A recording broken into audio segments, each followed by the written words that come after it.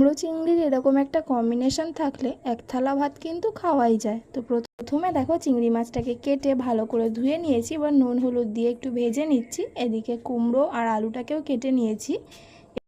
কড়াইতে পরিমাণ মতো তেল গরম করে তাতে 5 ফোড়ন দিয়ে একে একে পেঁয়াজ কুচি ও গ্রেট করা আদাটাকে দিয়ে একটু ভালো করে ভেজে নেব। এটা একটু ভাজা হয়ে এলে কুমড়ো আর আলুটাকে এর মধ্যে দিয়ে এটাকেও সামান্য একটু ভেজে নেব।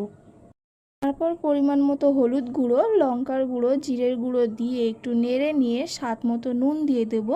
এটাকে একটু ভালো করে কষিয়ে পরিমাণ মতো জল দিয়ে দেবো। এটা ফুটে এলে ভেজে রাখা চিংড়ি মাছগুলোকে দিয়ে আবারও একটু ফুটতে দিয়ে দেব। লো টু মিডিয়াম আছে 7 থেকে 8 মিনিট ফুটে গেলেই আমাদের রেডি কুমড়ো চিংড়ির এই দারুণ কম্বিনেশনটা। গরম ভাতের সাথে পরিবেশন করুন, টেস্টটা কিন্তু ফাটাফাটি। রেসিপিটি যদি ভালো লেগে থাকে চ্যানেলটি সাবস্ক্রাইব করে রাখবেন এরকম আরও মজাদার রেসিপি পেতে, ও লাইক কমেন্ট শেয়ার করতে একদমই ভুলবেন না।